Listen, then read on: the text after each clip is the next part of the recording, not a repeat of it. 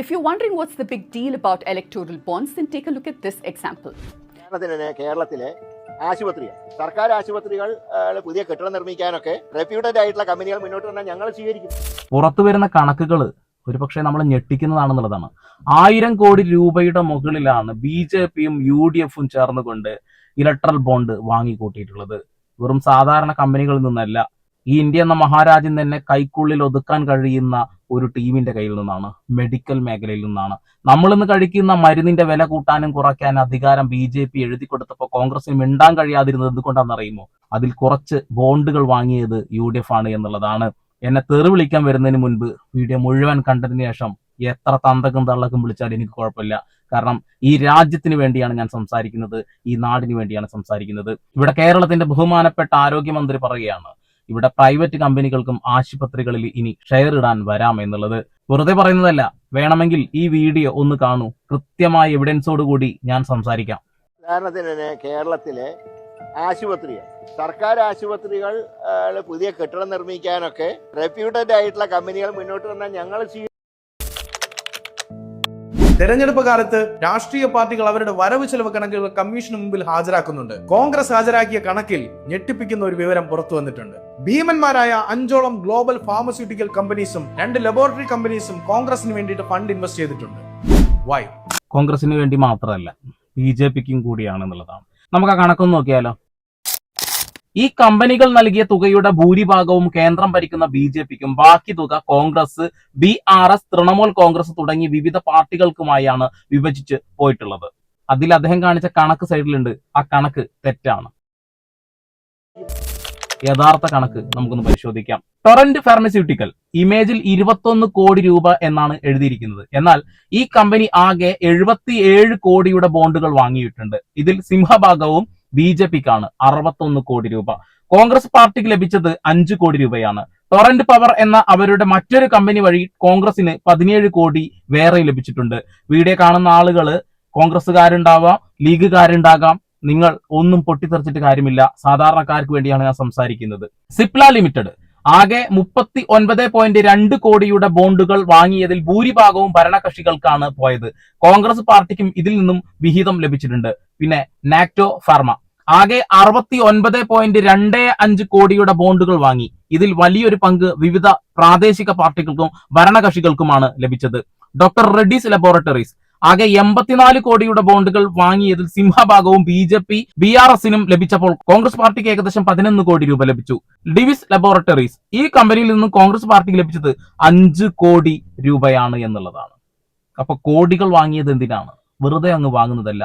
അധികം വൈകാതെ ഈ ആശുപത്രികളെല്ലാം സ്വകാര്യവൽക്കരിക്കുമെന്ന കാര്യത്തിന് തർക്കമൊന്നും വേണ്ട. ഇതിൽ നമ്മളെ കൂടുതൽ ഞെട്ടിപ്പിക്കുന്ന മറ്റൊരു വസ്തുത കൂടി ഉണ്ട് എന്നുള്ളതാണ്. അത് ഈ വീഡിയോ കണ്ടാലേ നിങ്ങൾക്ക് മനസ്സിലാവുള്ളൂ. 2 വർഷം മുൻപ് ഈ വീഡിയോ ഇവിടെ കിടന്ന് കളിച്ചിട്ടും ആരും കണ്ടില്ല എന്നുള്ളതാണ്. കാണാം. If you're wondering what's the big deal about electoral bonds, then take a look at this example. 7 pharma companies purchased electoral bonds all at the same time. They had something else in common. They were all being investigated for poor quality drugs. Hetero Labs and Hetero Healthcare, which made Remdesivir, an antiviral drug used to treat COVID-19, bought bonds worth 39 crores during the time the drug was getting notices from agencies. Torrent Pharma bought bonds worth 77.5 crores between 2019 and 2024. This Gujarat company's medicine Deplat 150 was declared substandard by the Maharashtra FDA in 2018.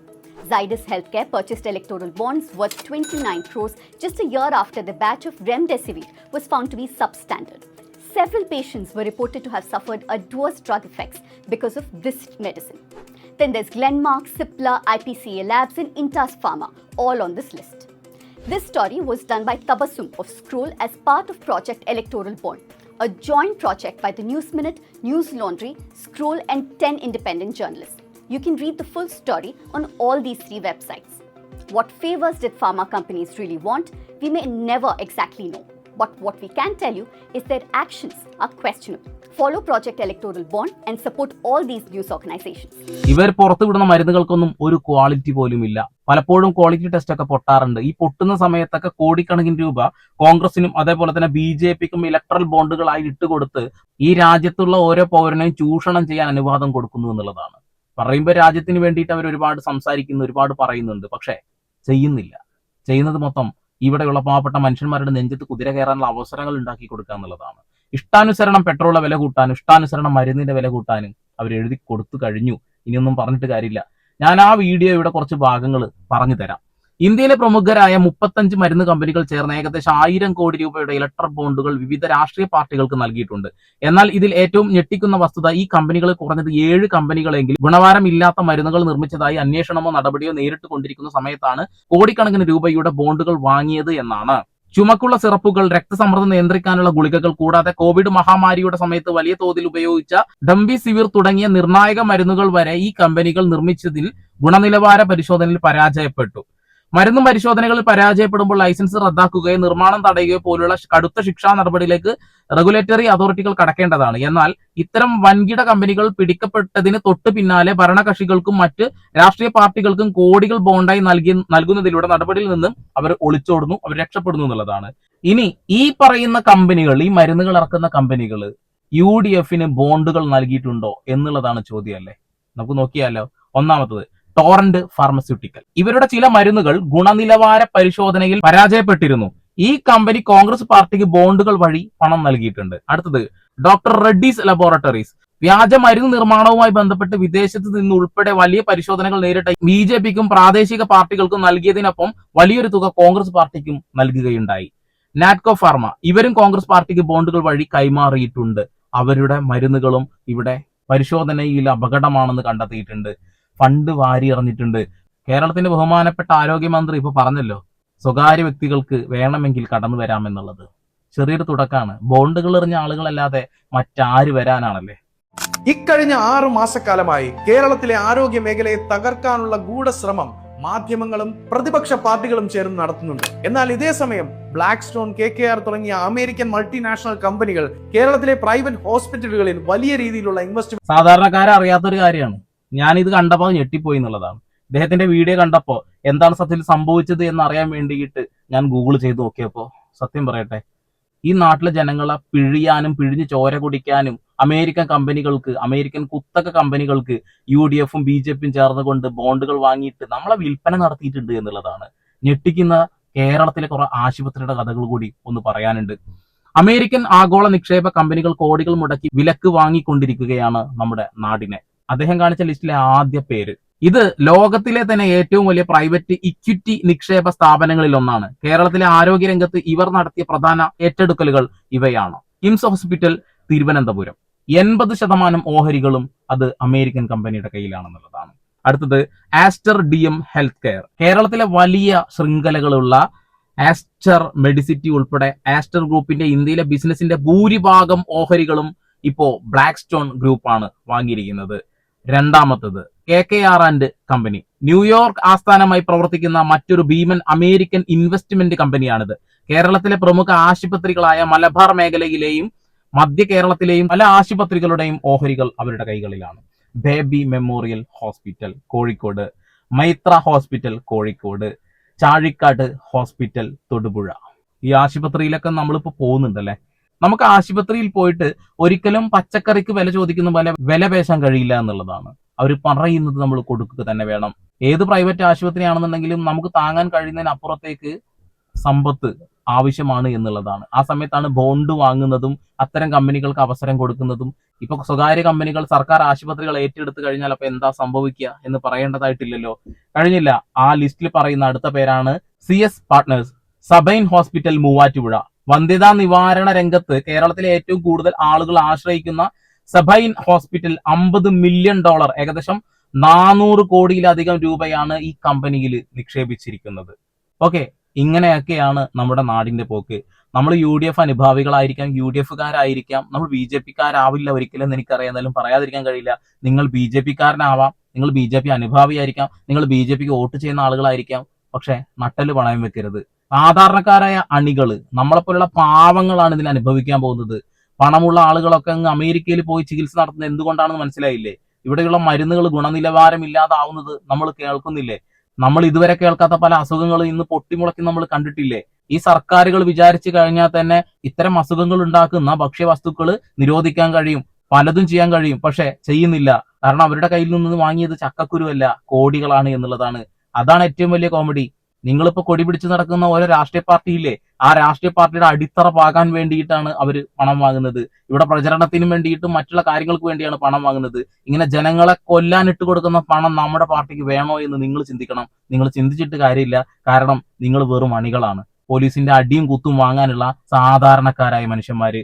നേതാക്കന്മാരുടെ മക്കളൊക്കെ അങ്ങ് അമേരിക്കയിലും മറ്റുള്ള രാജ്യത്തൊക്കെ കറങ്ങി നടക്കുമ്പോൾ നിങ്ങൾ ഇവിടെ അടിയും കുത്തും വാങ്ങി ജയിലിലും കിടന്ന് ഒരു ഗവൺമെന്റ് ജോലി പോലും നേടാൻ കഴിയാതെ അട്ടം നോക്കി അമ്പരന്ന് നിൽക്കുമ്പോൾ നിങ്ങളെ വീട്ടുകാർക്ക് എന്തെങ്കിലും അസുഖം വരുമ്പോൾ നിങ്ങൾ ഇതേ ആശുപത്രിയിൽ പോയിട്ട് അവിടുന്ന് കിട്ടുന്ന മരുന്നും കുത്തി വെച്ചിട്ട് അസുഖവും മാറാതെ ചത്ത് മണ്ണടിഞ്ഞു പോകുമ്പോൾ നിങ്ങൾ ചിന്തിക്കും ഇങ്ങനെ കുറെ ആളുകൾ പറഞ്ഞിരുന്നു എന്നുള്ളത്. എന്റെ തന്തക്കോ തള്ളക്കോ ഇനി എന്ത് വിളിച്ചാലും എനിക്കൊരു മുടിയുമില്ല. കാരണം പറയേണ്ടത് പറയുക തന്നെ ചെയ്യും. ഇപ്പൊ ഞാൻ പല ആശുപത്രികളുടെയും പേര് പറഞ്ഞിട്ടുണ്ട്. നാളെ എനിക്ക് എന്ത് സംഭവിക്കുന്നൊന്നും പറയാൻ കഴിയില്ല. നിങ്ങൾ എല്ലാവരും ഗൂഗിൾ ജെമിനിയിലൊക്കെ ഒന്ന് അടിച്ചു നോക്കുക ഞാൻ പറഞ്ഞ കാര്യങ്ങൾ സത്യമാണോ അല്ലയോ എന്നുള്ളത്. നിങ്ങൾ ഈ പറയുന്ന ലിസ്റ്റിൽ കാണിക്കുന്ന ആശുപത്രിയിലൊക്കെ പോയിട്ടുണ്ടാവും അല്ലെ?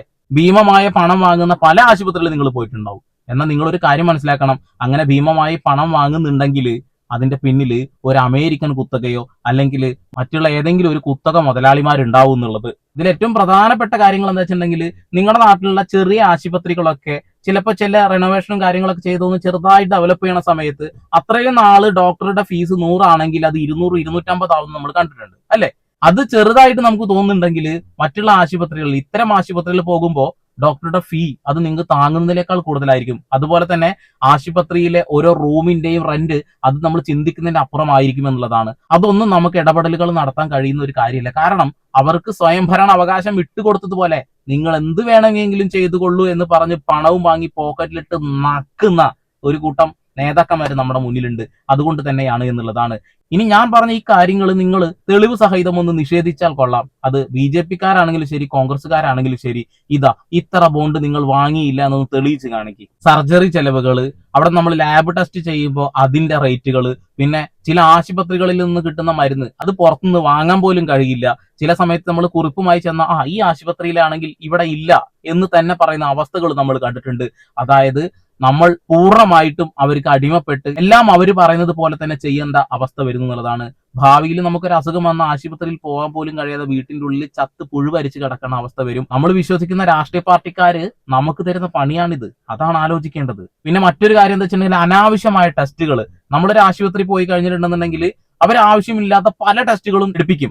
അതിനച്ച ഭീമമായ ഒരു തുക കൊടുക്കേണ്ടി വരുന്നുള്ളതാണ്. ലാഭം കൂട്ടാനായി രോഗികൾക്ക് ആവശ്യമില്ലാത്ത സ്കാനിങ്ങുകളും രക്തപരിശോധനകൾ എന്നിവ എഴുതാനും ചെറിയ രോഗങ്ങൾക്ക് പോലും വലിയ സർജറിയോ ICU അഡ്മിഷനോ നിർദ്ദേശിക്കാൻ ഡോക്ടർമാർക്ക് മേൽ സമ്മർദ്ദം ഉണ്ടാകും. ഇത് ഡോക്ടർമാർക്ക് പോലും ചോദ്യം ചെയ്യാൻ കഴിയില്ല. കാരണം അവർക്ക് ശമ്പളം കൊടുക്കുന്നത് ആരാ? ഈ കുത്തക മുതലാളിമാരാണല്ലോ. പിന്നെ നമ്മൾ പലപ്പോഴും കേൾക്കുന്ന വാർത്തകളാണ്, മരണപ്പെട്ട് കഴിഞ്ഞാലും വെന്റിലേറ്ററിലൊക്കെ മണിക്കൂറുകളോളം ഇട്ടിട്ട് ഓരോ മണിക്കൂറിനോ അല്ല ഓരോ മിനിറ്റിനോ ആണ് പണം കൊടുക്കേണ്ടത്. മരിച്ചിട്ട് പോലും പുറത്തു വിടാത്ത അവസ്ഥകൾ നമ്മൾ പലപ്പോഴും കേട്ടിട്ടുണ്ട് എന്നുള്ളതാണ്. അതാണ് നമ്മുടെ അവസ്ഥ. നമുക്ക് ജീവിക്കാൻ കഴിയാത്ത രീതിയിലേക്ക് ആവുന്നുണ്ട്. നമ്മൾ വിശ്വസിക്കുന്ന ഈ രാഷ്ട്രീയ പാർട്ടിക്കാരും നമ്മളെ കൊല്ലാൻ ഇട്ട് കൊടുക്കുന്നുണ്ട് എന്നുള്ളതാണ്. UDF-കാരായ ഒരുപാട് ആളുകൾ വീഡിയോ കാണുന്നുണ്ടാകും. നിങ്ങൾ ദയവ് ചെയ്ത് ഈ സത്യം മനസ്സിലാക്കണം എന്നുള്ളതാണ്. ഇതൊക്കെ സ്വകാര്യവൽക്കരിച്ചു കഴിഞ്ഞാൽ അവസ്ഥ ആലോചിച്ചൊക്കെ ഇപ്പൊ തന്നെ പ്രൈവറ്റ് ആശുപത്രികളിൽ പോകുമ്പോൾ നമുക്ക് കിട്ടുന്ന പണി നമുക്കറിയില്ലേ? ഈ ആശുപത്രികളൊക്കെ നല്ല രീതിയിൽ തന്നെയല്ലേ ഇവിടെ മുന്നോട്ട് പോയിക്കൊണ്ടിരിക്കുന്നത്. ആ ഒരു കാര്യത്തിനെ ശരിയായ രീതിയിൽ മുന്നോട്ട് കൊണ്ടുപോവുകയാണ് വേണ്ടത്. നമ്മുടെ നാട്ടിലെ ജനങ്ങളെ കൊല്ലാൻ ഇട്ട് കൊടുക്കുകയല്ല വേണ്ടത്. അത്രമാത്രം എനിക്ക് ഈ വിഷയത്തിൽ പറയാനുള്ളൂ. ഞാൻ ഒരുപാട് കാര്യങ്ങൾ ഇനിയും സേവ് ചെയ്ത് വെച്ചിട്ടുണ്ട് സംസാരിക്കാം. പക്ഷെ വേണ്ട, നിങ്ങൾ തന്നെ കുറച്ച് കാര്യങ്ങൾ ഗൂഗിൾ ചെയ്ത് മനസ്സിലാക്കണം എന്നുള്ളതാണ്. സാധാരണക്കാരായ മനുഷ്യന്മാർക്ക് അറിയില്ല പല കാര്യങ്ങളും. അതുകൊണ്ടാണ് പറയുന്നത്. അവസാനം ഒരു കാര്യം കൂടി വായിക്കാം. ഒരു പ്രദേശത്തെ പ്രധാന ആശുപത്രികളെല്ലാം ഒരു മാനേജ്മെന്റിന്റെ കീഴിലാകുമ്പോൾ അവർ നിശ്ചയിക്കുന്ന പണം നൽകുകയല്ലാതെ രോഗികൾക്ക് മറ്റ് ഓപ്ഷനുകൾ ഇല്ലാതാകും. മത്സരം ഇല്ലാതാകുന്നത് വഴി വില നിയന്ത്രിക്കാൻ ആർക്കും കഴിയില്ല. ഇതിനു വേണ്ടിയാണോ ഈ ബോണ്ടുകൾ വാങ്ങിയതെന്നാണ് ചോദിക്കാനുള്ളത്. UDF-നോ BJP-ക്കോ ഈ വിഷയത്തിൽ സംസാരിക്കാൻ കമായ എന്നൊരക്ഷരം മിണ്ടാൻ പോലും ഒരു അവകാശവുമില്ല. കാരണം നിങ്ങൾ വാങ്ങി നക്കിയത് കോടികളാണ്. അവരുടെ മരുന്നുകളൊക്കെ ഈ രാജ്യം തന്നെ കണ്ടെത്തിയതാണ് അത് നല്ലതല്ല എന്നുള്ളത്. എന്നിട്ടും കോടിക്കണക്കിന് രൂപ, 77 കോടി രൂപയാണ് ഒരു കമ്പനിയുടെ മരുന്ന് കേടാണ്, അത് ഉപയോഗിക്കാൻ പറ്റില്ല എന്ന് പറഞ്ഞപ്പോൾ തന്നെ BJP-ക്കും കോൺഗ്രസിനും വേണ്ടി പങ്കുവെച്ചിട്ട് കൊടുത്തത്. അങ്ങനെ നമ്മുടെ നാടിനെ നശിപ്പിക്കുന്ന ഈ രാഷ്ട്രീയ സംഘടനകൾക്ക് വോട്ട് ചെയ്യുമ്പോൾ നിങ്ങളൊന്നും മനസ്സിലാക്കണം, നമ്മളെ കൊല്ലാനിട്ട് കൊടുക്കുന്ന ഇവരെയൊക്കെ സപ്പോർട്ട് ചെയ്തിട്ട് നമുക്ക് എന്താ നേട്ടം എന്നുള്ളത്. കഴിയുമെങ്കിൽ ഇതൊക്കെ മനസ്സിലാക്കി മുന്നോട്ട് പോവുക എന്നുള്ളതാണ്. ഈ വീഡിയോ കാണുന്ന ചില UDF-കാർക്കോ BJP-കാർക്കോ ഒരു ചിന്തയുണ്ടാവും, ഇവൻ എന്തുകൊണ്ട് ഈ വിഷയത്തിൽ BJP-യും UDF-നെയും മാത്രം പറഞ്ഞു, എന്തുകൊണ്ട് കമ്മ്യൂണിസ്റ്റ് മാർക്സിസ്റ്റ് പാർട്ടിയെ പറഞ്ഞില്ല എന്നുള്ളത്. അതെ, അവർ ബോണ്ട് വാങ്ങിയിട്ടില്ല. അവർ ഈ ജനങ്ങളുടെ കൂടെ തന്നെ നിൽക്കുന്നു എന്നുള്ളതിന്റെ ഏറ്റവും വലിയ ഉദാഹരണം അതാണ്. വീണ്ടും വരെ പുതിയ വാർത്താവിശേഷങ്ങളുമായി സന്ദീപ് എടപ്പാൾ സൈനിങ് ഓഫ്.